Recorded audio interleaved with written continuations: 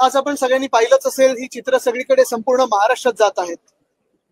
की एका बाजूला बबनराव लोणीकरजींनी जे काही शब्द वापरलेले आहेत शेतकऱ्यांसाठी, बळीराजासाठी, भयानक शब्दात, म्हणजे आपण ते शब्द पुन्हा उच्चारू पण नाही शकत, तसे विचार देखील आपण कधी आणू नाही शकत मनात, असे त्यांनी शब्द वापरले.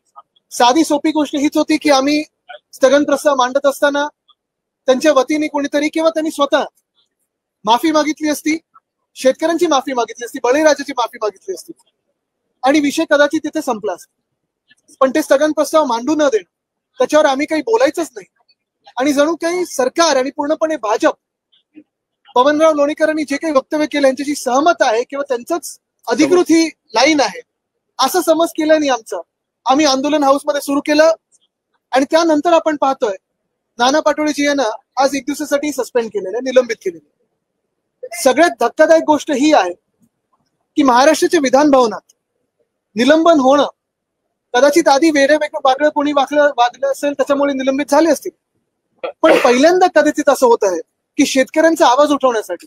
शेतकऱ्यांचा जो अपमान झाला त्याच्या विरोधात आवाज उठवण्यासाठी कोणीतरी निलंबित झालेला आहे. मला वाटतं हा एक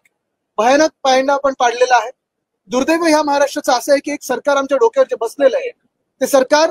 निवडणूक आयोगाच्या आशीर्वादाने बसलेलं आहे आणि शेतकऱ्यांच्या नाही. आणि म्हणूनच शेतकऱ्यांना जे आधी तुम्ही वचनं दिली, मग ती कर्जमाफीची असो किंवा कुठची असो,